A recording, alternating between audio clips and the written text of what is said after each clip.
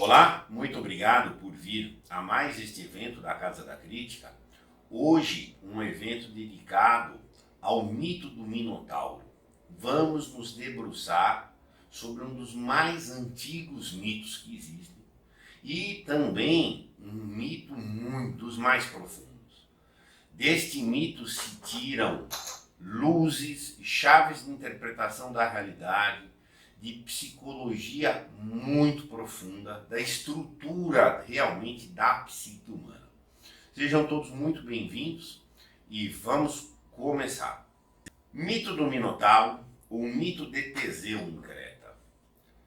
Alguns autores se referem ao mito do Minotauro e limitam ao propriamente os episódios passados no labirinto, o confronto de Teseu com o Minotauro e etc. Outros já chamam do mito de Teseu em Creta. O mito de Teseu é um mito muito grande e uma das passagens de Teseu é a passagem em Creta no confronto com o Minotauro. Tá? Mas, enfim, uma questão de qual recorte dá, ver por um viés mais amplo ou por um viés mais micro. Tá? Deixei aqui o registro para as pessoas saberem. Fontes. Eu me vali de 7 obras para construir esta apresentação. Aqui estão 6 delas. A 7ª tem um viés um pouco diferenciado, não é exatamente uma obra filosófica e não é uma obra propriamente de conhecimento sobre o mito, mas uma abordagem terapêutica através do mito do Minotauro, que vai ser no cabo. Ao cabo eu vou apresentar a 7ª obra. Os mitos gregos do Robert Graves, que é uma obra importante, é uma coleção de 2 tomos muito importante dele, para todo mundo que for estudar mitologia, tem que ter o Robert Graves, nem que seja para a primeira pesquisa. Pois o clássico, que todo pesquisador de mito tem que ter, porque ele tem realmente uma profundidade, aí um fôlego maior, que é a mitologia grega do Junito de Souza Brandão. Não estou falando aqui de teorias dos mitos, mas estou falando para conhecer as versões dos mitos que existem. O simbolismo na mitologia grega do Paul Dio é muito lúcido, particularmente no tema que a gente vai mexer hoje, que é uma tensão entre o heroísmo e a banalização. E vocês vão verificar, eu me vali bastante das conclusões, das hipóteses interpretativas do Paul Dio sobre Teseu. Tá? Uma riqueza muito grande. Tá? O Herói de Mil Faces, que é o clássico, absolutamente clássico da mitologia, tá? E, enfim, em que a gente vai verificar que o Herói de Mil Faces conta a jornada do herói, é o clássico do Joseph Campbell, e que precisamos dele para avaliar Teseu. Teseu era um herói? Teseu era um herói degenerado? Um herói que se decaiu? Tá? Ou nunca foi herói, senão no nível de uma mera fachada, a partir da perspectiva da jornada do herói, que reduz a trajetória do herói a um monomito muito rico, de uma riqueza muito ímpar. Uma obra altamente recomendável para o caráter não só de conhecimento dos mitos, mas para o caráter formativo pessoal. Tá? Herói é todo aquele que se dedica profundamente ao seu autoconhecimento. Isso vai ter muito aqui com o que a gente vai tratar hoje. Uma questão interessante do Victor de Sales. Não confundir o Victor de Sales, que está aqui, com o Victor Sales. Este Victor de Sales, que está aqui, é um senhor que eu conheço, aqui de São Paulo, que escreve sobre mitologia viva, chama essa obra. Ele tem uma perspectiva de usar os mitos como meio de formação, de educação, do afeto, educação da vida, das virtudes, etc. Não confundir com o Victor Sales, que também é um filósofo, que é lá do Pará. O Victor Sales tem uma leitura, no particular do mito de Teseu em Creta, discrepante da do Junito, da do Paul Dio e do Robert Graves. Esses três autores anteriores são muito críticos ao Teseu. O Victor Salles faz uma crítica branda, quase salvífica do Teseu. E faz um destaque muito grande na Ariadne. Só que ele não conta o mito inteiro. Ele conta o mito até o retorno de Teseu, tá, para Atenas. Mas ele não conta a parte final. Terá seus motivos para isso. Victor de Salles é um grande autor muito sério. Tá? E, enfim, neste ponto ele fez essa abordagem que eu não abono demasiado. Oportunamente eu quero trabalhar sobre o mito de Hércules, e aí eu vou usar novamente o Victor de Salles como preponderante. Porque os trabalhos dele sobre o mito de Hércules são maravilhosos. E o dicionário na mitologia grega da grande Ruth Guimarães, uma obra aí de fôlego, tá? Brasileira que assim produziu um trabalho muito bonito. Você não consegue estudar mitologia sem ter um dicionário especializado do lado, gente. Não dá. Ah, esse era filho do outro, que era primo irmão de não sei quem, que era amante da fulana, que se teve problema, que intersectou com fulanos, etc. Então, para se situar na mitologia, é muito necessário um dicionário especializado. Este próprio mito de Teseu, em Creta, ele esbarra em várias coisas. Ele esbarra com o mito de Hércules, esbarra com o mito de Jasão, com a Medeia, está nos antecedentes da guerra de Troia. E às vezes, para se achar entre os personagens, precisa dessa ajuda. Tá? Senão a gente se perde num labirinto de nomes, de gerações cruzadas, das intrigas dos seres mitológicos. Então, 6 obras aqui, ao cabo eu revelo uma 7ª obra. Ficam as dicas aqui, gente, obras importantes para a formação. Não queira ter uma formação sóbria, parruda, sem incluir mitologia. Mitologia é muito importante para a nossa formação. Paralelismos históricos. O mito de Teseu em Creta, como eu prefiro chamar, é uma versão que tem alguns ecos de paralelos, de fatos reais que houve historicamente. Na Idade do Bronze, estamos falando aí de 3000 a 1400 a.C., existia um domínio cretense naquela região, e também chamado período minoico. Tá? E é um fato, Creta era uma potência daquele ambiente dos gregos, ali perto dos persas, enfim, aquela coisa. Eles eram muito fortes, tinham uma civilização muito pujante em desenvolvimento, em poder militar e etc. Tá? A partir da ilha de Creta. Minos era o rei de Creta, mas não é apenas um nome próprio. Minos, e é por isso minoico, não é só da pessoa do rei Minos. Minos quer dizer algo como faraó, como um grande governante também, etc. Na cultura minoica ou cretense, existia um certo culto ao touro, mas esse culto ao touro não era uma coisa de superação do touro. O touro era um símbolo de fertilidade, um símbolo de virilidade, mas também de irracionalidade, de bruto. E cultuava-se a superação do touro, como nós superamos o touro. Admira-se o touro por essa evocação positiva que ele tem, mas nós somos mais que ele. Tá? Nós vencemos o touro. Para a cultura antiga dessa região toda, a questão da temperança, ter autodomínio, controlar-se, controlar o seu lado irracional, é muito relevante. Muito relevante. Tá? É muito sério esse valor de temperança, também chamado de autodomínio, prudência também chamado. Tá? Então era o vencemos o touro. Somos mais que animais. E, enfim, existe esse culto ao touro. Dizem que havia muita decoração na arte minoica ilustrada pelo touro. Tá?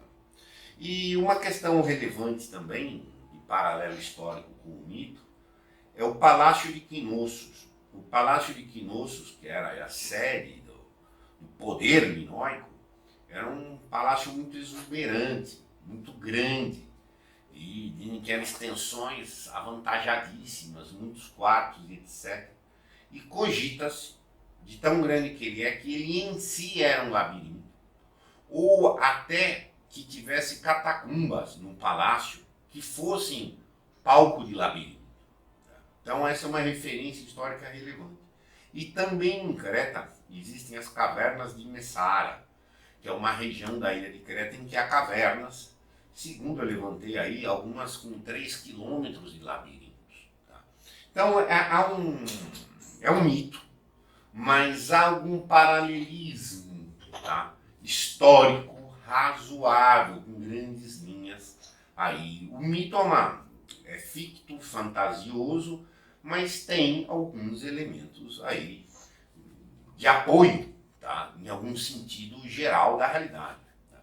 Então isso aqui é interessante verificar. Existiu uma grande disputa entre Creta e Atenas. Tá? E o nosso mito está mais ou menos nesse momento dessa tensão, como nós vamos ver.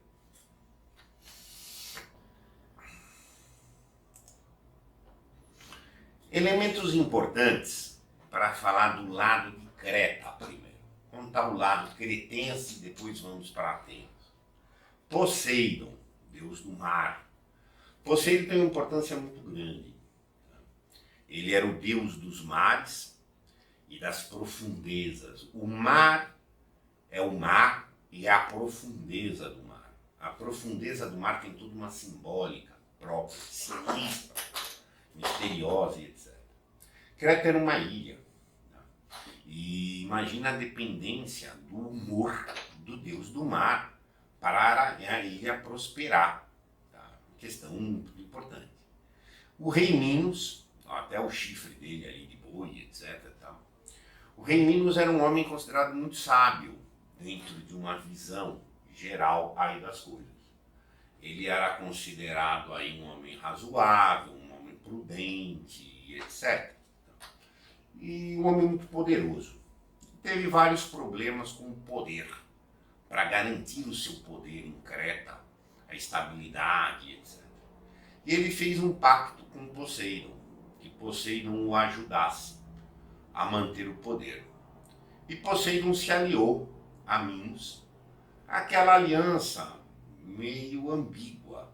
Poseidon era uma pessoa ambígua, tanto que Poseidon conta, a própria Ruth conta no dicionário, que Poseidon teve muitos filhos, todos os filhos de Poseidon eram problemáticos, tá?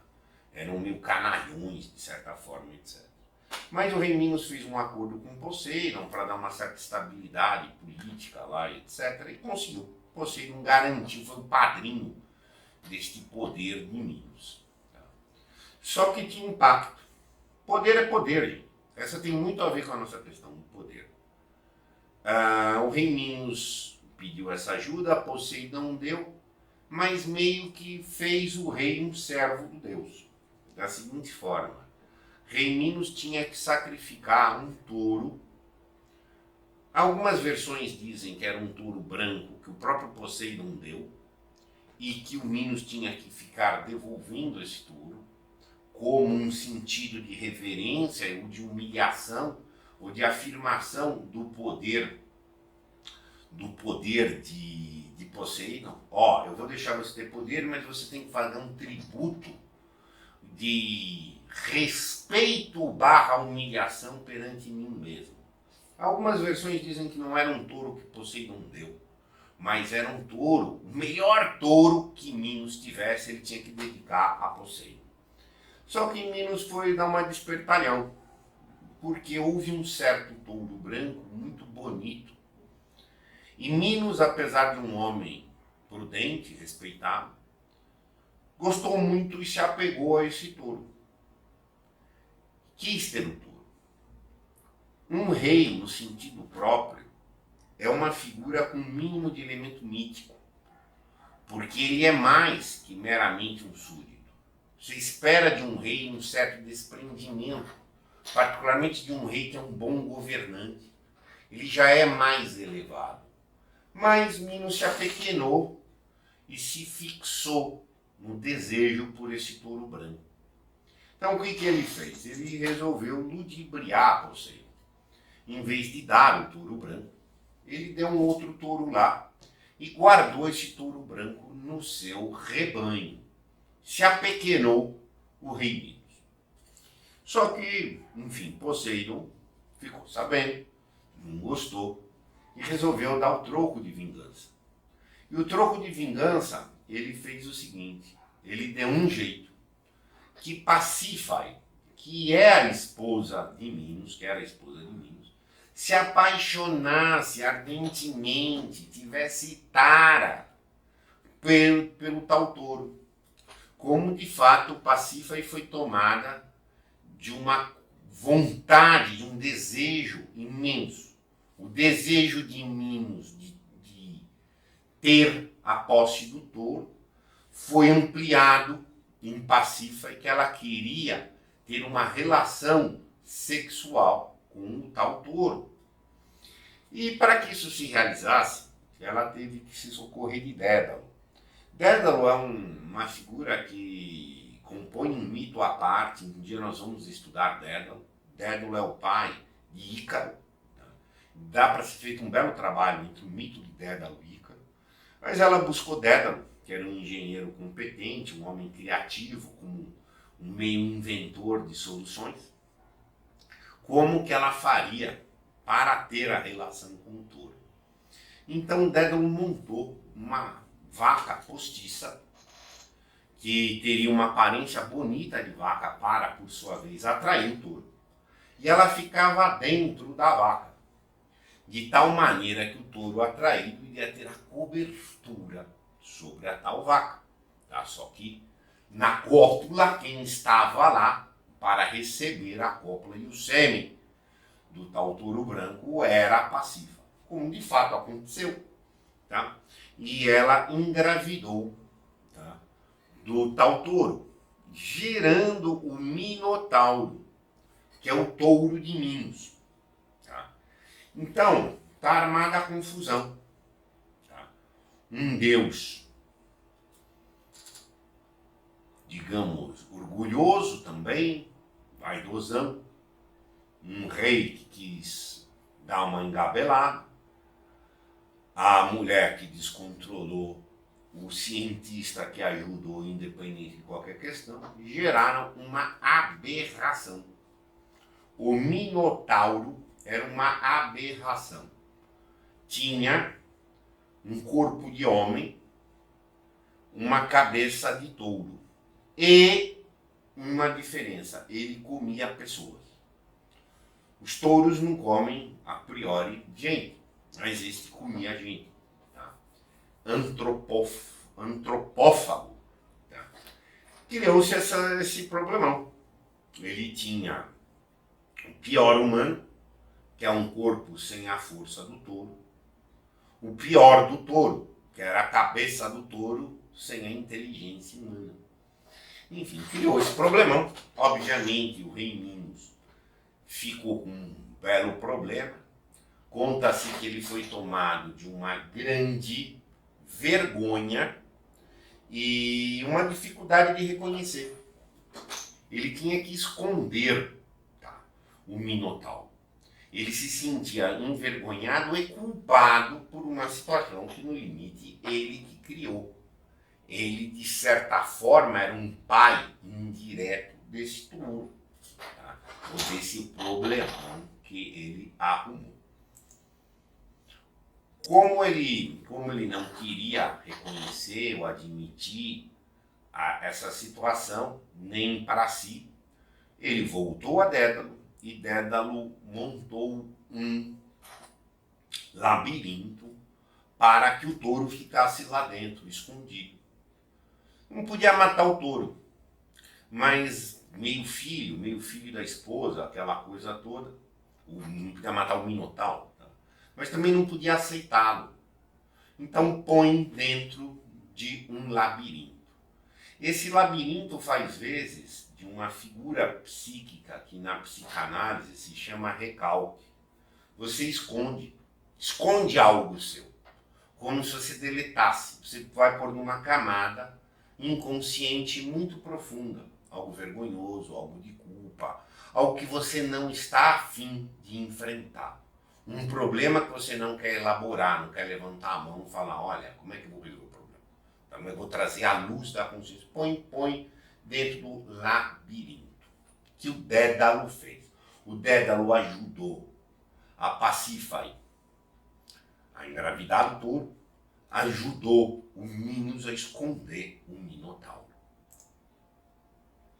Isso é muito relevante, ver o servilismo do Dédalo. Um pouco à frente nós vamos colocar.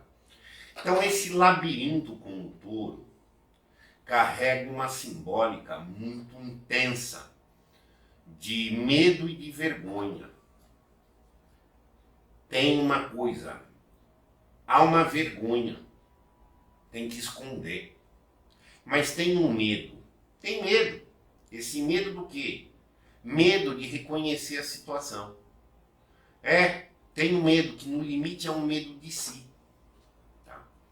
Causa secreta ou inconsciente, tá? Que é aquela questão que eu falei que dá no mecanismo do recalque. É uma coisa escondida. É um inconsciente que eu não sei propriamente, eu deixo lá, tem uma percepção difusa. Tá? São desejos contraditórios e de perversão.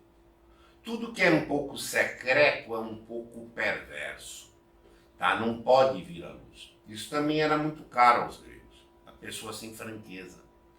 A própria símbolo da nudez antiga era um símbolo de não ter nada para esconder. As pessoas que nada têm o que esconder eram pessoas moralmente fortes. Por isso o símbolo do nu. Então, se tem o que esconder, já é um problemão moral. Enfim, o Minos, que tinha uma visão pública de um homem prudente, tinha causa secreta, tentou ludibriar o Deus, arrumou esse problemão. No limite, ele não queria reconhecer o Minotauro, ele não queria reconhecer uma dimensão de si. Na vida de Minos, esse episódio seria sempre relevante, de tal maneira que negá-lo é negar a si. A perversão. Sempre que há uma negação de um aspecto da identidade, isso brota um elemento perverso. A gente vai examinar isso um pouco à frente. Escondeu algo de si, surge alguma perversão. É como uma transferência, uma descarga, precisa de fazer alguma maldade. Os desejos contraditórios. O desejo contraditório é assim, eu quero ser eu, mas tem um lado de mim que eu não reconheço. E na medida que isso acontece, eu fico contradizendo-me. Posso realizar coisas sem meio que querer. E posso querer e não fazer. São esquemas de sabotagem interior. Quando a gente não traz à luz a força, tá? Realmente tem essa sabotagem. Outra questão que eu não pus aqui, e no labirinto diz muito bem, é o subterfúgio, que em termos psicanalíticos vai chamar de racionalização.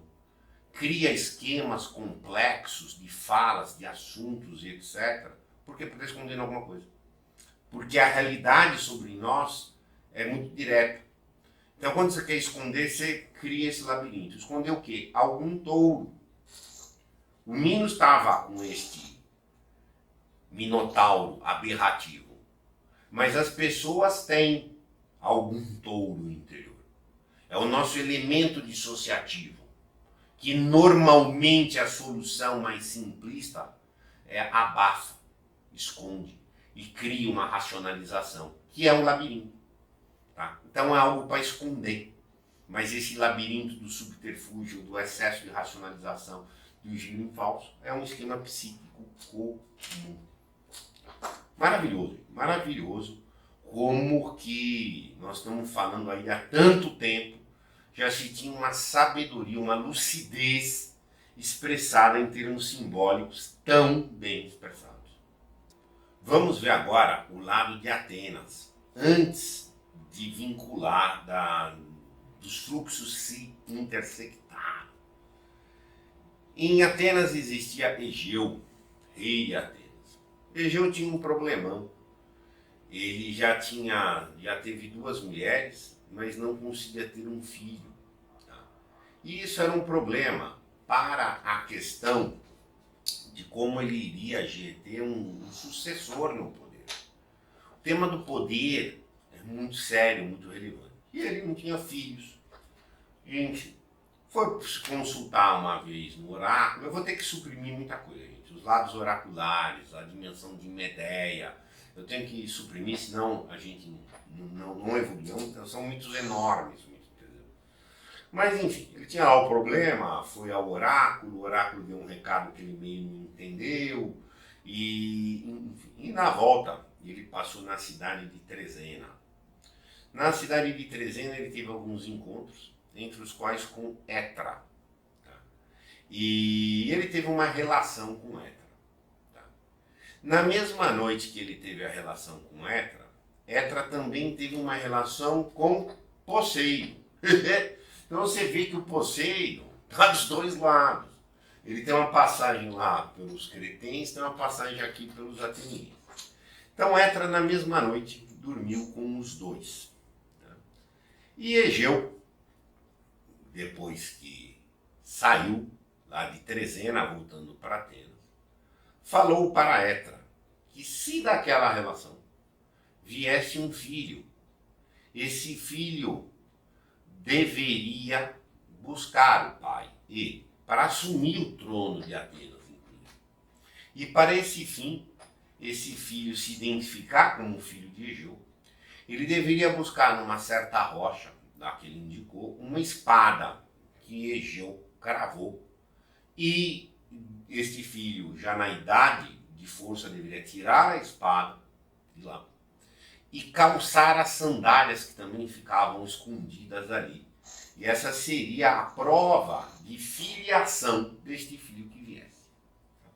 Esta simbólica da espada sendo desenterrada e da sandália é muito recorrente na mitologia. Tá? E a gente vai explorar um pouco da simbólica que está aí. Deu-se que nasceu Teseu. Então Teseu é dito filho de 2 pais.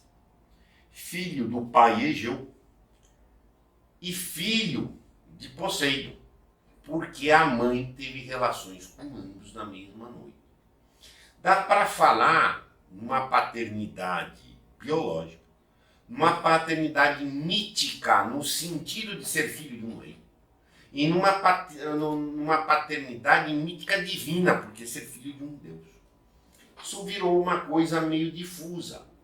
Ele era um filho de vários pais, e pais com essas funções distintas, essas dimensões ou esses aspectos distintos. Isso aí não é raro na mitologia. Tá? Existem outros casos aí, até que a Ruth fala, tal, etc. Mas enfim, então surgiu Teseu, filho de Deus, filho de rei, e filho também de um homem enquanto homem, tá? Desta relação. Só que Egeu voltou para Trezena, tem toda uma história que ele se encontrou com Medeia, que foi mulher de Jasão, e Medeia tinha feito planos e promessas para Egeu como que ele ia ter filhos, etc. O fato é que Teseu nasceu dessa relação, foi criado em Trezena por Etra, e quando alcançou a idade de força da juventude, foi atrás da espada, tirou a espada, calçou as tais sandálias e foi buscar o pai em Atenas. Quando Teseu foi buscar o pai em Atenas, existia uma rota fácil de Trezena a Atenas pelo mar. Mas ele não quis ir pelo mar, ele quis ir pela terra. E aqui tem vários elementos importantes.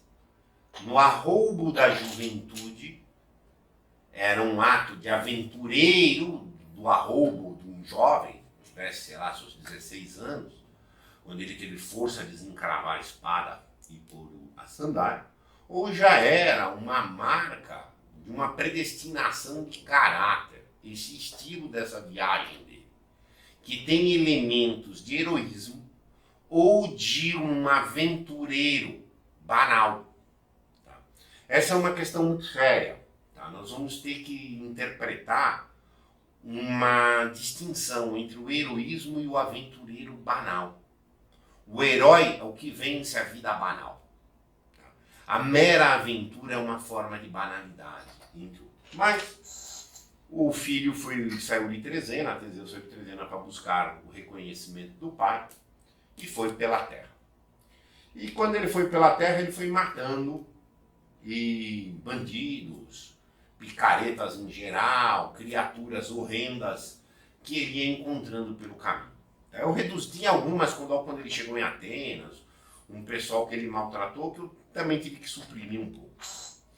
A primeira encontro de combate que Teseu teve foi com o Perifetes, que era um aleijado. E esse aleijado ficava lá numa encruzilhada do caminho e matava as pessoas com uma certa clava de bronze. O Teseu matou Perifetes e tomou a clava de bronze para si. Esse é um dado muito relevante, é muito relevante, tá? Na interpretação do mito, tanto que o Paul Diel chama muito essa atenção.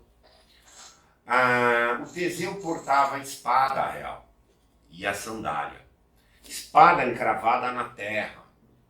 Quando a espada é retirada, e nos vários mitos que tem espada encravada na terra, é uma força não meramente física. É uma força de superação da terra. A terra é um princípio de decaimento.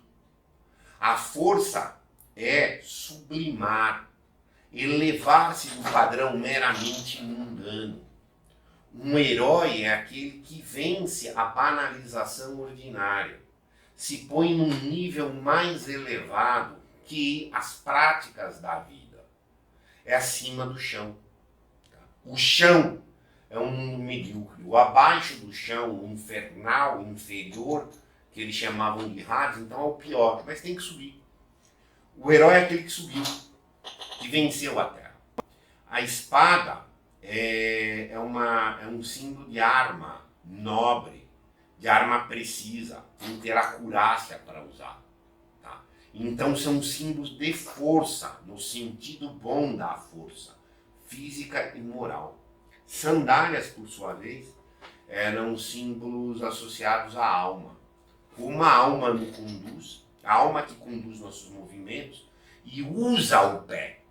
O pé é um servo da alma, a alma que nos determina. Então, um herói consegue subir, tá, numa ideia, elevar-se do padrão das coisas, dar bons rumos para as suas vidas, que a sua alma, que é um elemento de sublimação, determina sobre a matéria mais baixa, que é o pé. Essa simbólica das sandálias e da espada encravada. Porém, quando ele matou o Polifete, ele tomou a clava de bronze para si. E este é um elemento muito relevante, porque ele nunca mais largou a clava de bronze. Mesmo lá avante, quando ele encontrar com o Minotauro, ele não matou com a espada, ele matou com a clava de bronze. O Paul Diel faz a seguinte interpretação: a mudança de armas é um primeiro indício de uma mudança secreta, que se processará na atitude do herói. Na medida em que ele pegou uma arma, que é um porrete ou uma clava, ele se tornou um bruto. Ele se tornou um ser que não é mais um ser forte, é um ser bruto. É algo sem nobreza, sem classe, simplesmente algo da terra, como aterrar o inimigo, aterrando-se. Mesmo para combater, tem que ter postura. Tá? E uma clava não era representante da postura, tanto que era a arma de um bandido lá da estrada e etc. Isso é muito relevante, isso aqui, em termos simbólicos. Tá? Vamos lembrar que simbologia, gente, para os gregos, semântica simbólica é tudo. Não há uma coisa que não tenha uma simbólica profunda por trás. Na sequência do caminho dele, ele matou Cines. Cines era um arremessador que usava pinheiros como catapulta. Ele pegava as suas vítimas, punha uma mão delas no pinheiro, que ele curvava até o chão, curvava outro pinheiro, levava até a mão da vítima, pum, e soltava, catapultando a vítima. Ele matou o Cines. Depois ele seduziu Perígone. Perígone eu não me recordo precisamente aqui agora, mas eu acho que era a filha de Cines, com quem ele teve Melanipo. Tá? Então ele foi tendo filho, ele também era um sedutor e tinha um filho. Matou a porca selvagem. Tá? Então, encontrou alguma porca selvagem que deveria molestar as pessoas e também matou. Depois tem uma cena interessante do Cirão, o famoso pontapé do Cirão. Cirão era uma criatura que dava pontapés muito grandes nas pessoas. Essas pessoas eram arremessadas para um lugar que tinha uma tartaruga gigante. E a tartaruga gigante matava as pessoas lá. E ele pegou e ele que deu um chute no Cirão e fez o Cirão morrer lá no meio da tartaruga. Depois ele matou o Cércio, que era um cara que esganava com um abraço. Ô, beleza, é traiçoeiro, era um traiçoeiro, vou te dar um abraço. E esmagava a pessoa que ele matava. Matou o Procuso. Procuso é uma figura interessantíssima. Inclusive eu pretendo também, uma hora, trabalhar com o mito de Procuso. O mito de Procuso é referido no curso de Trivium também. Procuso era um maníaco por conformidade. Procuso também era um traiçoeiro. Tá? Era o mais bruto lá do Polifete, foi para um engenhoso, depois foi para isso, e agora entraram os piores na gradação da canalice, que eram os traiçoeiros. O Procuso era um hospitaleiro traiçoeiro. Ele convidava pessoas que estavam passando para ser hospedadas na casa dele, e ele queria conformar as pessoas à cama. Então, se a pessoa ia dormir e era maior do que o tamanho da cama, ele cerrava as pernas da pessoa para que ela coubesse exata e milimetricamente na conformidade da cama. Se a pessoa era menor, ele esticava a pessoa até ela também cair na cama. Então, um mito belíssimo de Procuso e Tapati. Como eu falei, cada passagem aqui tem uma simbólica da brutalidade, do vencimento do ferro e o bronze. Enfim, eu estou reduzindo. Tá? E ele foi matando essas pessoas, que num primeiro momento, esses malfeitores, num primeiro momento o Teseu é visto como um benfeitor, como um herói, que está libertando as pessoas desses tiranos. Quando ele chegou em Atenas, ele já gozava de uma certa reputação de ser esse matador dos bandidos, tal, da estrada, etc. E ele foi encontrar o pai. Só que tem um episódio que o pai estava com Medeia. Medeia também é um caso à parte. Um dia nós vamos fazer um trabalho sobre a Medeia, que, enfim, sobre a maldade, sobre a traição, ela que foi companheira de Jasão e depois virou companheira de Egeu. Etc. E Medeia tentou armar uma intriga em que colocando um envenenamento contra Teseu. Só que Teseu conseguiu escapar e nesse escape que ele deu, dessa armação que a Medeia fez, o pai o reconheceu. O reconheceu, o saudou, tá? E inclusive o saudou já como herdeiro dele, etc. E essa questão dele ser reconhecido como herdeiro do rei gerou a revolta dos Palântides, que era um grupo de facções que não gostou. Era um rei que não deixava sucessor, e aí tem um monte de gente querendo. Isso é um tema recorrente, o problema do poder, da sucessão do poder, etc. E aí teve a revolta dos Palântides, e o Teseu foi inclusive um combatente forte nessa revolta dos Palântides, e ganhou as guerras com os Palântides também. Pois tem um tema controverso, a partir das versões, se ele matou ou não o touro de Maratona. Surgiu um touro branco em Maratona.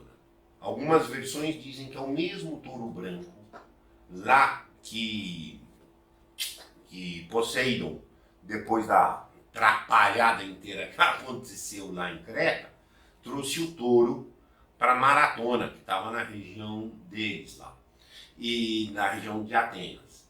Ou se era um outro touro, qualquer branco, que era um destruidor. Há uma versão que diz que foi o Teseu que matou, há uma versão que não. Há uma versão que a gente vai ver à frente que terá sido um filho de Minos, que estava em Atenas que foi matar e foi morto pelo touro. Então é uma questão controversa dentro de qual versão do mito se usa. Tá? Enfim, qual que é o resumo aqui? Teseu era reconhecido como alguém forte, audaz, combativo. E disso vem uma associação de heroísmo, necessariamente. Ah, ele fez isso, os feitos, as façanhas de Teseu matando malfeitores. Imediatamente é um herói, é um salvador, é um libertador, e etc. Aí existe a morte de Androgeu. Androgeu era o filho de Minos, portanto, irmão, de certa forma, tá, do Minotauro, que estava em Creta, estava em Atenas, participando dos Jogos Panatênicos. A gente fala muito dos Jogos Olímpicos, tá, mas existiam vários jogos, que não apenas os Olímpicos, que aconteciam na cidade de Olímpia. Existiam diversos jogos regionais e existiam os Jogos Panatênicos, que Androgeu, que era um atleta, estava participando. Só que aí tem duas versões. Há uma versão que ele foi um tão bom atleta que gerou uma certa inveja, um certo ressentimento em outros jovens atenienses que então o assassinaram. Essa é uma versão. Ou outra versão é que ele foi morto pelo touro de maratona. Que ele era um atleta forte, tinha um touro lá, ele foi matar o touro, mas morreu. Em todo caso, Níncio ficou furioso, ou porque assassinaram os atenienses do filho dele, ou que ludibriaram para enfrentar o touro, ou deixaram ele enfrentar o touro. O fato é que Androgeu, filho de Minas, morreu em Atenas. Isso levou à fúria profunda de Minos, rei de Creta, sobre Atenas. E aí ele teve, inclusive, um episódio de guerra, um cerco de Atenas, que só gerou a fome de Atenas, mas não foi suficiente para dominar. Enfim, fizeram um acordo de humilhação de Atenas. Então o acordo foi que Atenas seria humilhada perante Minos pela dação, pela entrega em sacrifício de 7 moços e 7 moças para alimentar o Minotauro a cada 9 anos. O Minotauro comia gente. O Minotauro tem uma imbricada relação com a perversão. A perversão é matar a gente sempre. Qualquer forma perversa, não precisa matar no sentido de matar o corpo, esquartejar e comer. Mas uma pessoa perversa está matando, está trazendo pulsão de morte, está trazendo diminuição de vida para o entorno em que ela vai. Esse é o lado simbólico, a perversão é morte. Uma morte vem matar. O perverso, ele precisa das demais pessoas como um suprimento. Tá? Isso em todos os sentidos. Afetivo, psíquico, atencional, dinheiro, desfalque, etc. Ele é um destruidor, é um predador. Então a simbólica é muito densa, muito rica. Então, 7 moços e 7 moças para alimentar o Minotauro. Aí tem várias versões. Tem versão que fala que tinha um sorteio. Tem versão que fala que o próprio Minos vinha buscar e escolhia os melhores. Tem versão, enfim, tem versão que fala tudo. Tá? Mas 7 moços e 7 moças iam lá ser dadas de alimento ao Minotauro, como Creta está humilhando, está comendo, está matando simbolicamente Atenas, que fica como serva de Creta. Só que Teseu, quando chegou, conta-se que ia seu terceiro giro, ele não aceitou isso. Tá? E ele se indignou contra essa situação a que Creta estava submetido, ele agora como filho do rei. Aí tem várias teses, tem versões que falam que ele que se voluntariou, tem versão que fala que o rei que o escolheu para matar o Minotauro, tem versão que fala que foi a Medeia que influenciou para que ele fosse morrer. Enfim, tem várias versões a respeito de como que Teseu fez. Tem uma versão que fala que ele levou pessoas, homens afeminados juntos porque ia servir para um tipo de disfarce que ele queria. Enfim, tem versões aí de diversos aspectos. O relevante para nós é que ele foi a Creta com a missão de salvar Atenas daquela tirania. Ele vinha matando tirânicos, tá? Era um tiranicida conhecido lá de todos esses tiranos que ele quer matar, e resolveu ir para lá. E aí tem uma passagem, quando ele chega em Creta, numa das versões ele chega e encontra Minos lá, em outra versão ele já foi com Minos no bar. Ele se apresenta a Minos como também filho de Poseidon, ele também era filho de um deus. O que deixou Minos num certo constrangimento, porque uma vez que ia ser entregue ao monstro, também um filho de Deus, ele tinha que fazer alguma coisa. Então ele fez um jantar prévio, isso também era muito comum, um jantar com um direito prévio do condenado, aquela coisa. E ele fez um jantar lá, porque tinha um filho de Deus para ser entregue. E nesse jantar, então, Teseu conheceu Ariadne, que é filha de Minos, irmã do Minotauro. Tá? E aí o que acontece? Ariadne se apaixona profundamente por Teseu. Ariadne, etimologicamente, quer dizer muito santa. Eu esqueci de um detalhezinho, quando Teseu sai de Atenas para Creta, teve um pedido de Egeu. A vela do barco que ia para Creta era uma vela sempre preta, em luto. E Egeu pediu que, se ele tivesse sucesso e voltasse, que ele içasse uma vela branca, porque Egeu ia ficar esperando ansiosamente o retorno. E se ele visse o barco voltando, ele já precisava saber se Teseu sobreviveu ou não. Isso é um pedido, eu tinha esquecido de passar. Enfim, Ariadne se apaixonou aí por Teseu e ficou indignada que Teseu ia morrer. E ela queria casar com Teseu. Aí ela novamente procurou o serviçal a tocar serviço de tudo, que era o Dédalo. E perguntou para o Dédalo o que fazer para impedir a morte de Teseu, do Minotauro. E para criar a condição de ele fugir. Teseu era um matador. Ele matou um monte de monstros, um monte de tirano, ele aguentaria matar um homem todo. Mas e aí, matar e não sair do labirinto? Dizem que nem o Dédalo conseguia sair do labirinto, que depois do mito de Dédalo, que está ele, Dédalo dentro de um outro mito, mas só um en passant, aqui ele depois foi aprisionado no labirinto, teve que criar uma figura de voar, porque ele não conseguia achar saída. Como resolveu o problema? E Ariadne ficou com um problemão. E Dédalo, um homem inteligente, resolveu o problema técnico, que deu um cordão para Ariadne, para que Ariadne desse esse cordão para Teseu, que ele ia amarrar o cordão e quando ele, depois dele matar o Minotauro, ele conseguiria fugir do labirinto usando o cordão. Tá? Ariadne foi a Teseu e deu-lhe o cordão, mas obteve de Teseu a promessa de casamento. Se ele sobrevivesse, matasse o dinossauro, escapasse do labirinto, teriam que também fugir de Creta. Tá? E então casaria com Ariadne. E Teseu aceitou isso e recebeu o cordão. Ariadne, vendo muito santa, a interpretação é que ela tinha um amor de verdade.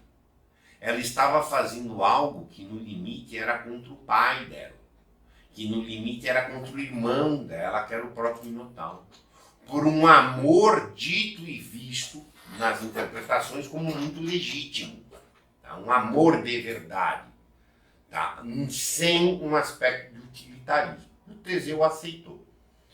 Enfim, Teseu entrou e no labirinto, na hora que tinha, encontrou com o Minotauro e matou-o. Mas matou-o com a clava, não o matou com a espada. Ele usou a arma bruta. Isto tem uma simbólica, tá, de que não foi uma luta com altivez, foi uma luta do poder contra o poder, de fera contra fera. Estava lá o lado ferino de Teseu, lutando contra uma outra fera, e ganhou a fera de Teseu. Uma coisa que eu esqueci de comentar também, esse lado forte, físico de Teseu, é de onde vem a palavra teso, de rígido, de reto, de forte, mas ele está falando do corpo, não está falando da força moral, da força espiritual, de dignidade ou de atitude que se espera de um herói num bom combate. Enfim, ele mata o Minotauro com a clava, consegue, com o cordão de Ariadne, fugir. A Ariadne facilitou também lá em Creta a fuga deles. E aí eles voltam, fogem de Creta, voltando para Atenas. E a Ariadne junto com Teseu, dentro daquele contexto que eles iriam casar. Sucede que, na volta, Teseu parou em Naxos, que é uma ilha no meio do caminho.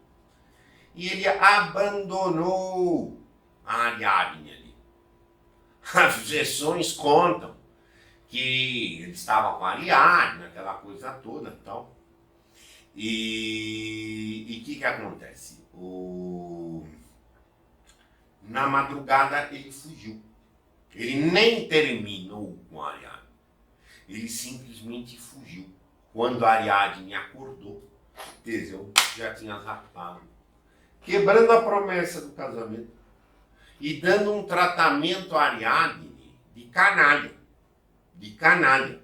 Tratou-a como um simples objeto.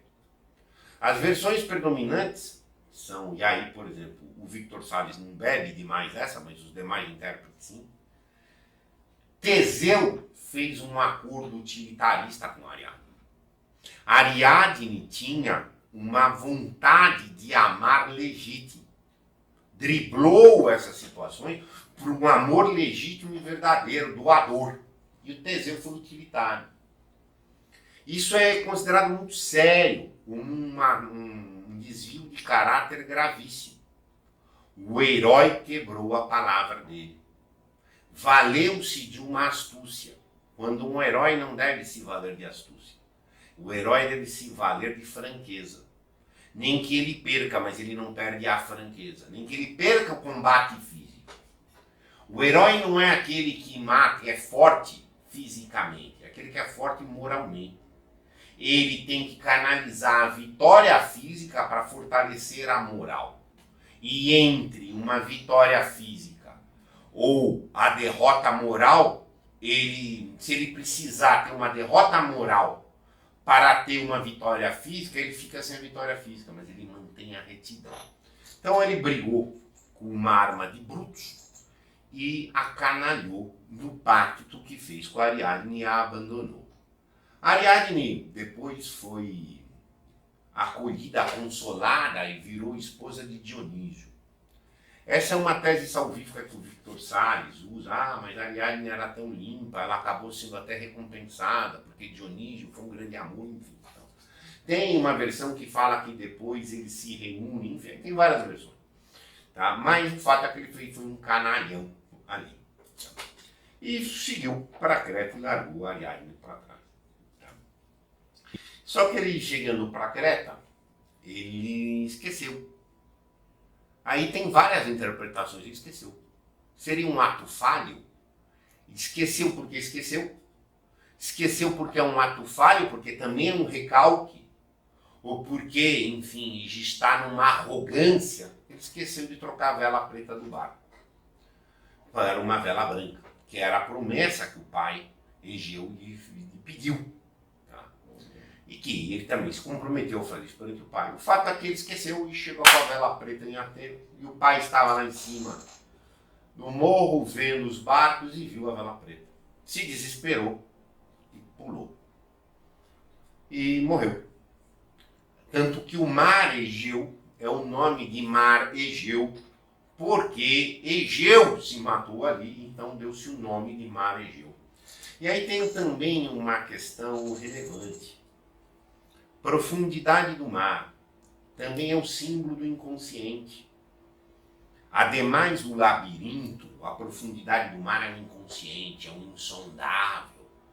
E na medida que Egeu morreu, o único pai de Teseu fica sendo Poseidon, que volta a ter suas influências, feito a gente vai verificar sobre Teseu. Poseidon dava pitaco aqui e acolá, gente. Essa era uma questão aí séria. Enfim, só aqui já tem uma passagem de um desvio de caráter grave do Teseu. O herói não pode ser visto como o herói da força que matou o Minotauro, ainda que tenha a força, ainda que tenha o vencimento da oferta de ter ido. Mas não adianta querer entrar no labirinto, não adianta querer matar um monstro se não é pelo motivo certo, pela causa certa, que é pela elevação. O herói nos aproxima dos modelos exemplares de homem quase Deus. Tá? Isso deveria ser. Isso é um domínio do espírito contra a matéria.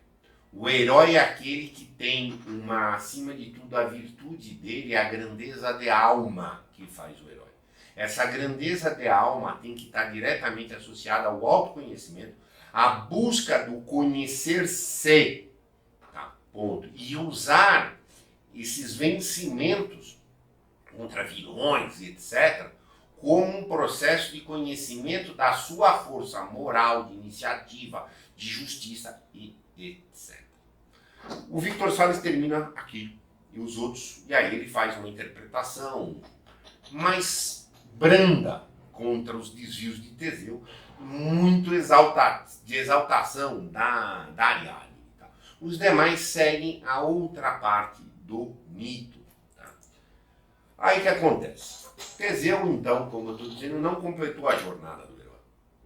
A jornada do herói é uma jornada mapeada pelo Campbell e frequente dentro do monomito, como ele conta. O herói se retira de um lugar onde ele está, ele se retira da banalidade da vida cotidiana, passa algum limiar de dificuldades, no caso de Teseu, o aspecto da espada, se submete a provas.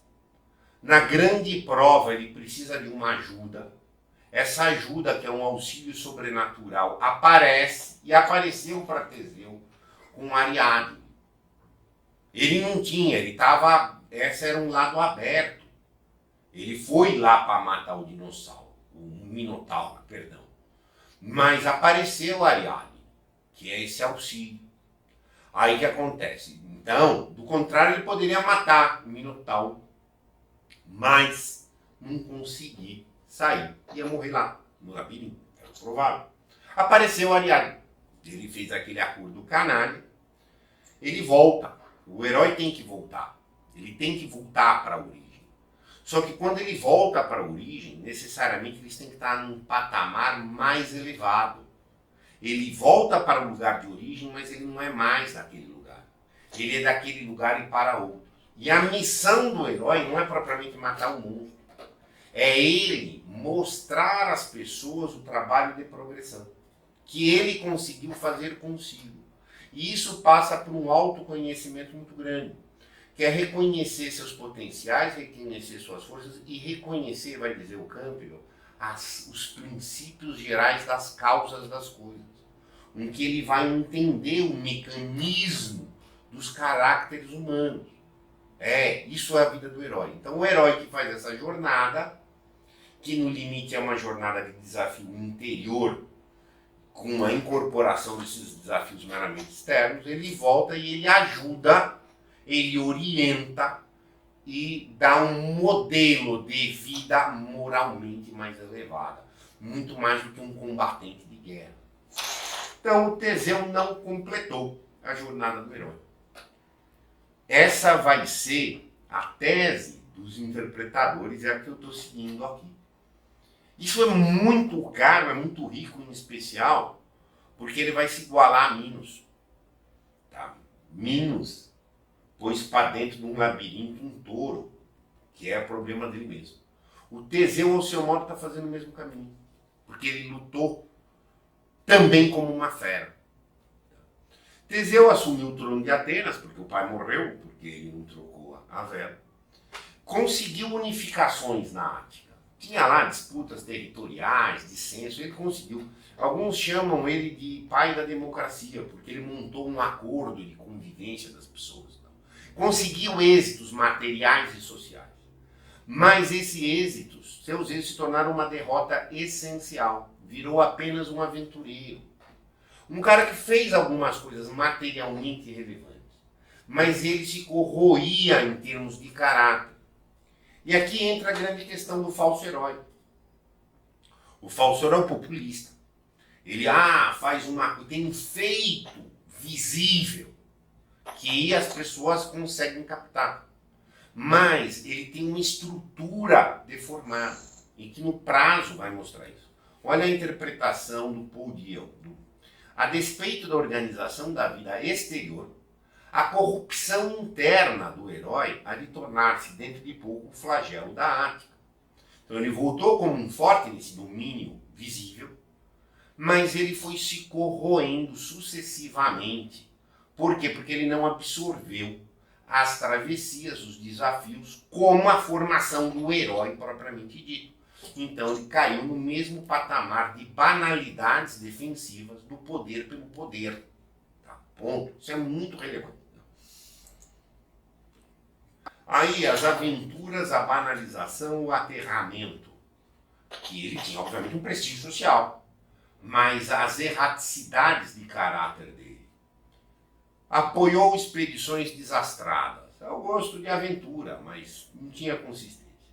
Ele raptou uma Antíope, que era uma amazona, com quem ele teve Hipólito.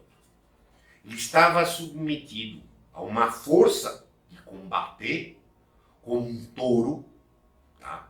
Mas ele tinha desejos contraditórios, porque ele não canalizava essa força para virar uma força. Não, ele entrava em essas aventuras. Ele raptou Antíope, que era uma amazona, teve um filho com ela. As amazonas vieram num episódio lá fazer uma revanche, destruíram parte de Atenas, enfim, era o tumulto de uma pessoa imprudente. Aí o grande ponto, o pior dos pontos, e aqui é um assunto muito sério, do ponto de vista de interpretação do caráter, em que vai dando uma coesão para a interpretação. Ele casou-se com a Fedra, que é irmã de Ariadne, e mulher de caráter ruim. Isso é inaceitável para um herói. Ele foi canalha com Ariadne, mas casou com a irmã da Fedra, que era uma pessoa sabidamente de caráter ruim. Olha o quanto de conteúdo que tem nessa passagem.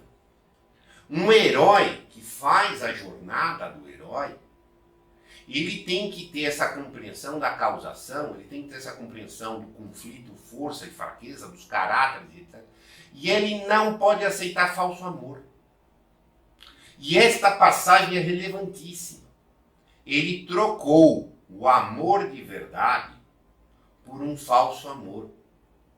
Isso tem outros elementos dentro da constituição de herói, de etapas não vividas. Ele não queria um feminino amoroso. Ele queria o feminino tóxico. Sabidamente. Isso é completamente incompatível com o herói. O heroísmo, acima de tudo, gente, é amar e aceitar o amor de verdade. Isso é para os fortes. O falso amor é para os fracos. Porque é sempre solução postiça. Finge.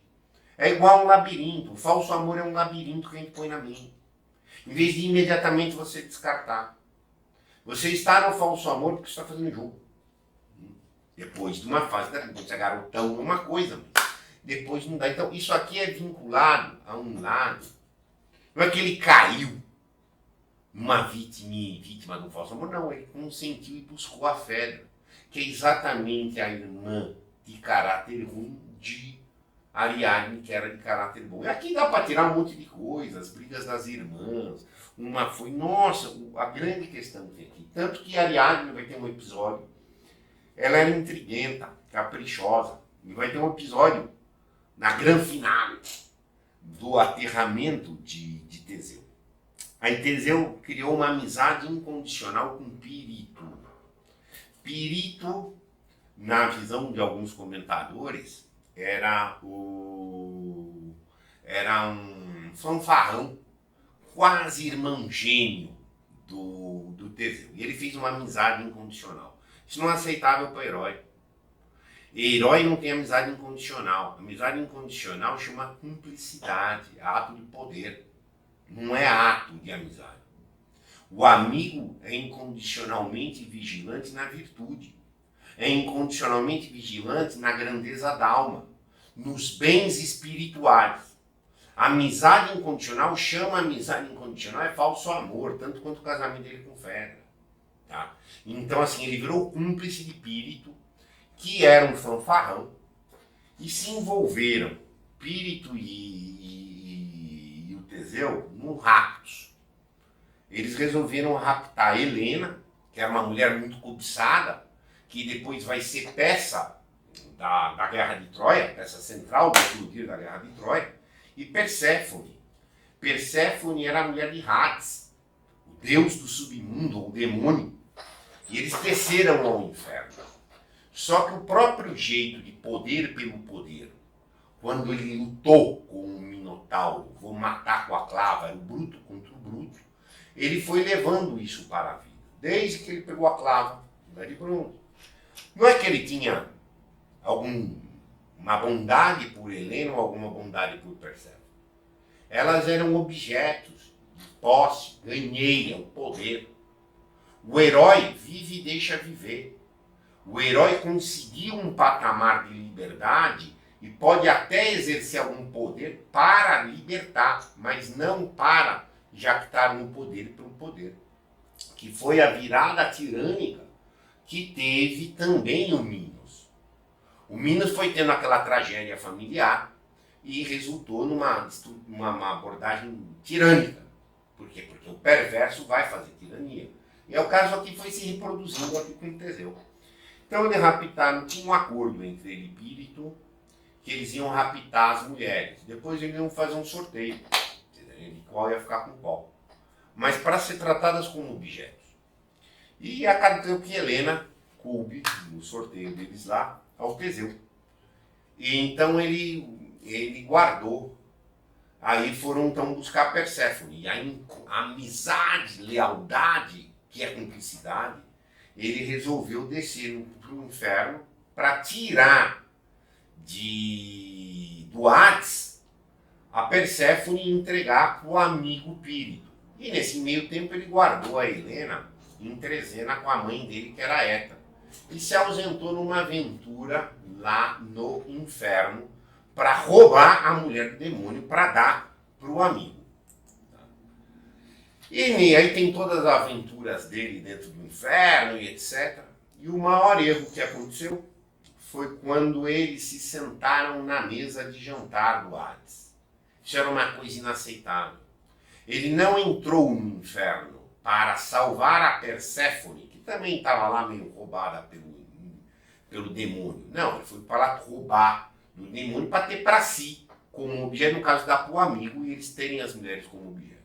E teve um episódio que então eles se sentaram lá na mesa do Hades e veio Hércules. Hércules, numa das versões, diz que é meio primo, é um primo irmão de Teseu na genealogia. E, enfim, história complexa, mas tinha uma certa inspiração. Teseu tinha uma certa inspiração com o Hércules. E o Hércules foi lá e salvou Teseu, que tinha sentado nessa cadeira, na mesa do jantar com o Hades. Só que foi tão forte a força do Hades que o Teseu perdeu as nádegas. Então as nádegas ficaram para sempre lá. Hércules conseguiu tirar Teseu, porque Teseu, de qualquer forma, era filho de um deus, mas o Pirito ficou lá e se perdeu. Quando Teseu voltou e foi buscar Helena, que ele tinha raptado e deixado com a mãe, os irmãos de Helena já tinham resgatado a Helena e levaram a mãe de Teseu como escrava. Tá? E Atenas estava em causa em um faccionismo. E tinha um novo governo. Ele não tomou conta de Atenas. Ele não tomou conta da mãe. Ele ficou em aventuras. Ele não usou a trajetória dele, ele não absorveu, ele não introjetou uma elevação disto e ficou jogando o poder pelo poder, igualando-se na banalidade dos mesquinhos, da vida ordinária, que é de territorialidade, de defesa. O faccionismo tomou conta. O faccionismo é o outro lado da intriga. A vida banal, vai dizer o Bourdieu, é uma vida cheia de intrigas. Tá? Tudo é intriga na banalidade. Se você não realiza algo grande, que é um herói, que esse algo grande implica na sua elevação, você fica em intrigas menores, em jogos perversos. Ele não tomou conta disso e perdeu aquelas feituras exteriores boas que ele teve. E ainda caiu, e aquele se iguala a Minos. Fedra caluniou o enteado. Aquele filho que ele teve com o rapto da Amazônia, Fedra tentou seduzi-lo e o menino tangenciou. E Teseu acreditou na calúnia que Fedra falou sobre o enteado e caiu no jogo.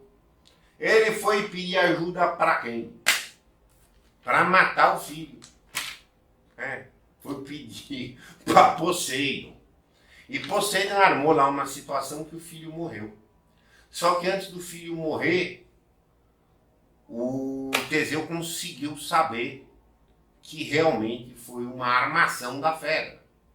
O falso amor não pode permitir o falso amor. Quem é herói, quem é razoável, se envolveu com uma pessoa sem caráter, você está pedindo a tragédia, você é pidão da tragédia, você é responsável por isso. Isso é falta de amor consigo e com o resto. Por quê? Porque vai eclodir tudo isso aí, como de fato eclodiu, e etc. Conta uma passagem que ele ainda conseguiu que o filho o perdoasse na hora de morrer, etc. Só que ele ficou desgostoso, amargurou-se, e ele não era um herói de grandeza, era simplesmente um lutador aventureiro, e amaldiçoou Atenas. Ele não chamou a culpa para si. Tem todo um problema, desde lá de Minos, no labirinto, ele não assume a culpa. Ele não assume a consciência. Não vai buscar. Ele amaldiçoa o resto. O perverso é isso. Se você recalca uma coisa, naturalmente vem o ressentimento para amaldiçoamento, para destruição, certo? Aí ele amaldiçoou Atenas. Em vez dele ver que é ele que se colocou nessa vala. Não é herói, ele afundou. Tá? E aí ele amaldiçoou Atenas e deixou a ilha para a ilha de Silos. E o rei local ludibriou. Vamos visitar ali um morro, não sei o que. Ele deu um pé na bunda do Teseu, o Teseu morreu. E aqui o Junito, que abona a tese de um falso herói, Teseu. Falso herói matando um monstro. Você tá entendendo? Não é porque matou um monstro que é herói, não. Matou por jeito errado, modo errado, sem fazer sublimação disso tudo. Era só poder pelo poder. A morte traiçoeira de seu rei não provocou da parte dos atenienses nenhuma reação. Então a coisa desgringolou. É uma questão que um aparente inicial êxito exterior não tem sustentação sem um princípio espiritual de ordem de elevação e etc. Apenas mais um. Maravilhoso, gente, esse conto. Maravilhoso esse conto. Então tudo ele não venceu. Aqui é a grande questão. Teseu não consegue atacar o monstro em si mesmo, só em seu adversário. É maravilhoso. Gente. Essa aqui, gente, é a grande tese que está na Simone Weil. Não adianta a gente falar do adversário. Tem que falar de si.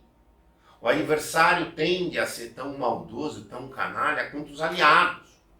Tá? O heroísmo é algo absolutamente espiritual. Toda a aparência de força externa é drenada como matar o touro em mim. Não interessa que eu vá lá matar o touro do outro, no terreno do outro, que eu entro no labirinto do outro e mato, mas se eu não me elevo, eu viro igual a ele. Que foi o que acabou acontecendo.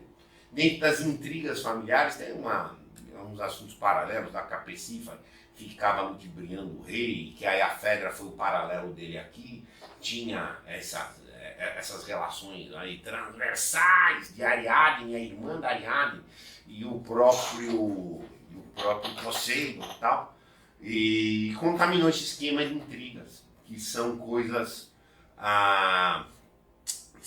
dos banais. Intriga é banal, o herói está acima disso, ele é objetivo, ele não tem aspectos relacionais.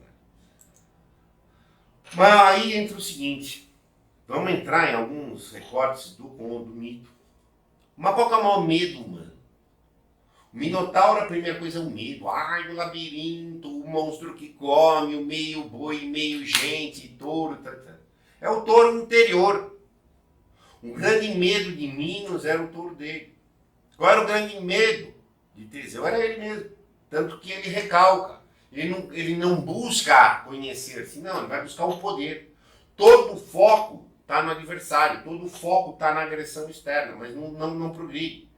Quando você vai enfrentando touros interiores, e essa é a jornada do herói, o herói é aquele que busca o autoconhecimento plenamente, ele vai buscando esses touros, ele vence os labirintos que tem em si, que são as racionalizações, as crenças infundadas, os hábitos, as inclinações, as inércias, para achar o touro e dominar o seu touro. Aí ele se liberta. E aí ele pode ajudar. Maravilhoso, maravilhoso. Então, aqui tem uma ligação entre o medo e o medo de nós mesmos. Tá? Essa é uma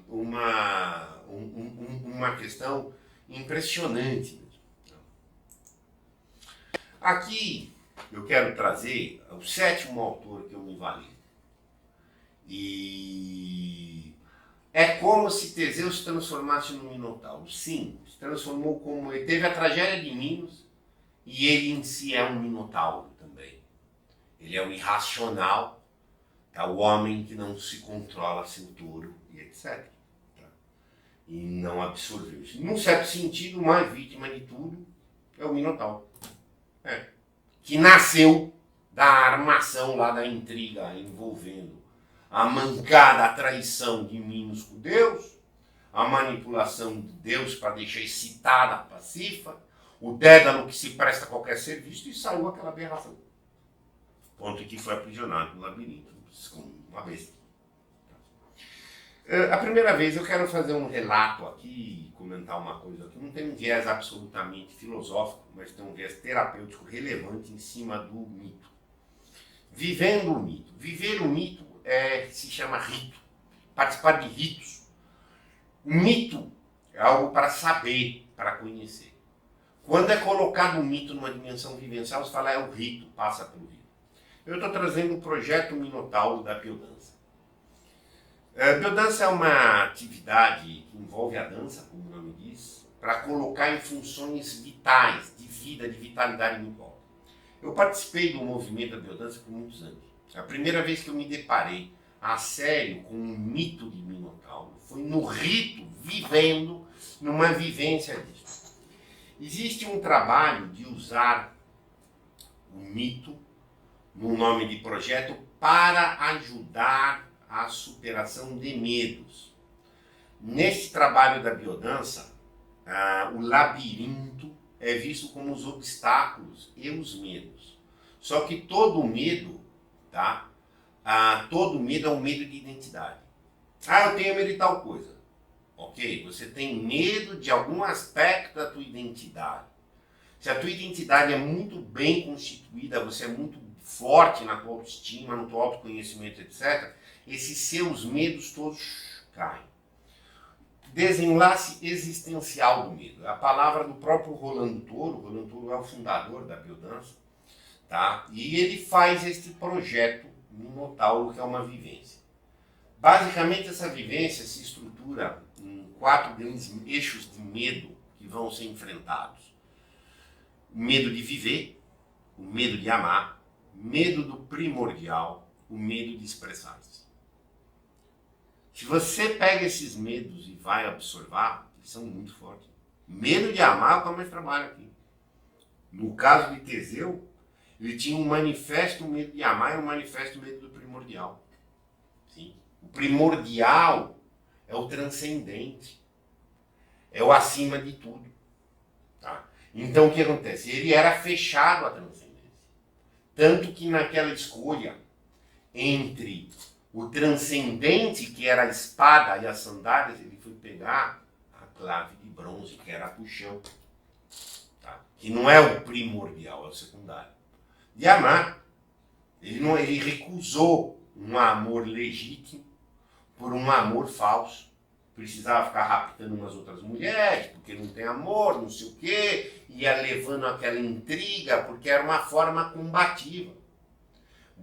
O amor, quando é falso, é um jogo de poder ininterrupto, que vira um vício. O poder é vício. O poder pelo poder é um grande vício. Então, o viver, ele punha uma vida de aventura, que não é exatamente a vida. A vida é uma prudência, não uma aventura, ela tem que ter níveis de progressão. Expressar-se, até aí, não sei se dá para encaixar muito no Teseu, o medo de expressar-se. Tá? Ele não era fugitivo, ele era confrontador. Então, assim, não vem. Mas esse é um trabalho muito bacana. Em cima desses 4 eixos de medo, há um grande árvore dos medos, que foram mapeados aí por Rolando Toro. Tá? E aquele tem uma grande extensão de medos, isso, etc.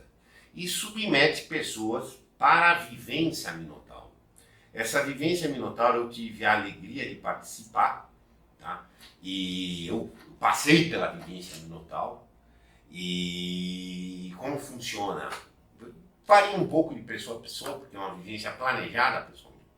Quando eu participei pela vivência do projeto Minotauro, é feita uma estimulação musical muito forte. No meu caso foram tambores muito grandes, uma coisa.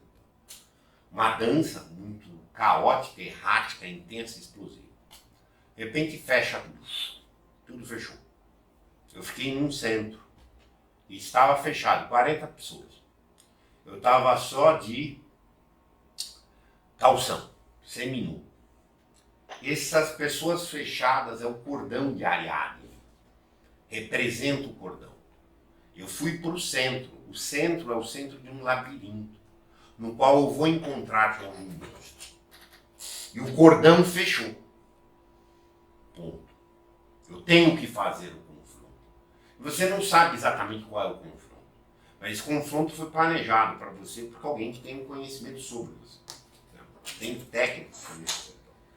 E eu confrontei uma experiência de transformação, em que teve uma guinada muito grande na estimulação musical, que é algo de energia, depois vira completamente uma música meio mortal, assim, meio profunda. Tal. E vieram 6 pessoas e me mataram, simbolicamente. Eu estava deitado, essas pessoas que eram as pessoas que eu mais conhecia, elas simbolicamente me mataram, como ficavam despedaçando algumas coisas de mim, tipo, me tratando de maneira bruta e me despedaçando. E depois disso muda muito a música, fica a música de horror, é uma estimulação a músicas horrorosas, de tristeza, de dor, de angústia, que você imaginar. Isso eu, sozinho. O cordão fechado. Aí aparecem 6 pessoas. Que são as pessoas que eu não conhecia. Aqueles que me mataram eram pessoas conhecidas. E aí vieram 6 pessoas. E parou a gritaria. Porque naquelas músicas horrorosas, a gritaria, tudo. E essas 6 pessoas começavam a soprar os meus cacos, os meus pedaços ao redor. Então. E na medida que esse sopro vinha chegando em mim, tinha que fazer sopros, tem técnica de carícias pelo sopro. E eu me reconstituindo. Tá? É uma reconstituição. E nessa reconstituição começou um processo de falar o meu nome. Vicente, Vicente, Vicente. Em tom muito baixinho e crescente. Até que o meu nome pudesse novamente ser bem falado. Mas eu não podia me levantar. Primeiro que não tinha nem força para levantar. Tanto processo de impacto, de trocas de afetos, de horror, de desespero e de esperança. Isso é um choque afetivo interior muito grande. Aí o cordão fecha. Sempre no sentido de aproximar. E eu sou levantado pelo cordão. É o cordão, é a confiança no cordão. Nossa, isso passou em mim um processo de alteração energética absurda. Uma mudança de humores, uma mudança de energia, mudança de tudo. Tomado de uma expressão de antes era uma destruição defensiva, uma expansão, que isso na biodança é um gesto de vitalidade, de potência, absurda. Eu comecei a berrar meu nome, Vicente, e começava a berrar. E melhor sair correndo. Pô, isso foi a minha vivência. Eu encontrei um minotauro que tinha que matar. E as pessoas que idealizaram aquela vivência para mim entenderam muito um momento de um medo que eu tinha que enfrentar. No caso, eu estava numa fase, eu estava inclusive antes de montar a Casa da Crítica, e estava fechando a minha advocacia para me dedicar à Casa da Crítica. E, inclusive mudei de estado, fui morar em São Paulo, fui morar no Rio Grande do Sul, e etc. Tal. Foi todo um processo. E foi aí o meu primeiro contato com a simbólica do Minotauro. Deve estar fazendo uns 8 anos atrás. A partir daí eu passei a estudar o tempo. E esta obra, Projeto Minotauro, do Rolando Toro, foi uma obra muito relevante para mim. Não é uma obra filosófica, mas é uma obra que ele usa o mito para essa dimensão terapêutica, de encontro no Minotauro, em Marte. Só que esse encontro com o Minotauro, isso é muito caro na biodança e na filosofia antiga, é muito ligado à identidade. Quando você recebe a sua identidade, você fica forte. E você não vai molestar, você não vai ser perverso. Então foi realmente um marco muito relevante na minha vida. Depois eu fui estudar mais, como estudei agora, o mito com essa profundidade de conhecimento, tá? Não apenas vivencialmente, como uma vivência da biodança. Então eu fiz questão de salientar isso. O medo da identidade é sempre muito associado com perversões. Também foi por causa dessa vivência que eu comecei a estudar o problema da identidade, aprendi lá na biodança isso, e fui também estudar, eu estou divulgando aqui um outro trabalho que eu tenho, do mito da esfinge e da medusa. O mito da esfinge e da medusa também é um mito de medo, medo de si, e diretamente ligado a um problema da identidade. O Minos recalcou um touro para não se ver, as culpas dele, aquela coisa dele. O Teseu não conseguia parar para se ver, tinha que ficar arrumando inimigos externos, aquela coisa toda, para não se ver, não se encontrar.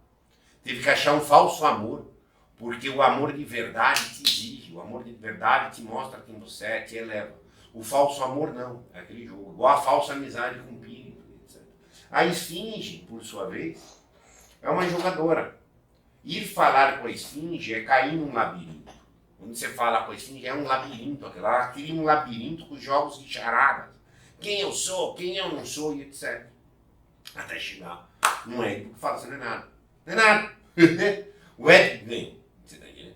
E a medusa que não podia se ver. Se você me vê, eu te mato. Porque o eu tem que ser escondido, tem que ser fechado. Então, o mito de Minotauro, mito da esfinge, o mito da medusa, são muito mitos irmãozinhos nesse lado da identidade que tem que ficar escondida num jogo labiríntico, num jogo de charada, e vai dar espaço para uma perversão. Herói é quem vence isto em si e assume-se. Nem Minos, mas nem Teseu que fez aqueles feitos eram heróis. Essa é a grande questão deste mito, lindíssimo, lindíssimo, de muitos anos e que está aí iluminando demasiado. Os camaradas não tinham aparatos conceituais da psicologia, da psicanálise, mas eles tinham uma simbólica de uma riqueza. É essa simbólica que apoia as reflexões da psicologia, da psicanálise, das ciências modernas e etc. Riquíssimo. Mitologia é para viver isso. Tu pode explicar melhor esse medo do primordial? O medo do primordial é um pouco o caminho do materialismo. Reconhecer e reduzir tudo à matéria é como que não há nada antes da matéria. Algo primordial. Tanto que na própria biodança, o medo do primordial, dele se ocupa as linhas de transcendência. Tem que ter algo mais do que a matéria. O materialista não quer ver isso. Ele tem medo. Então ele tem que fechar naquele mundo. Não pode ter valores transcendentes. Só tem que ser utilitário, o prático, o acumulador, por exemplo. E etc. Então essa é uma questão de fechamento, de embotamento a algo maior. Não pode ter algo aqui, eu diria. Mais ou menos essa ideia do primordial. Essa força para o primordial vai ser a virtude, que já estava marcada em Aristóteles, da grandeza de alma ou a grandeza de espírito, a presença de um espírito. Não. Eu posso matar com o porrete. Não, mas eu não devo matar com o porrete. Ah, mas... por quê? Porque não é bom, não é nobre. Ah, mas em que nível? Em nível sutil. Ponto. Eu não posso matar o inimigo a qualquer custo. Por quê? Porque transcende. Minha vida tem que transcender estes adversários. Eu não tenho que, acima de tudo, ganhar do adversário. Fica de mim. Claro, eu uso o adversário no sentido de absorver minha experiência com ele, que eu ganho dele, mas acima de tudo, eu ganho de mim. Ah, mas para um materialista não faz nenhum sentido. Para um materialista não tem nenhum sentido você fazer algo que não seja utilitarista, porque não há uma outra ascendente. Isso pode ser um medo.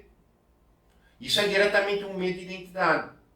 Porque uma pessoa com abertura transcendente, como é que ela se identifica? Ela é filha de Deus. Ela é filha do cosmos. Ela é mantida pelo divino.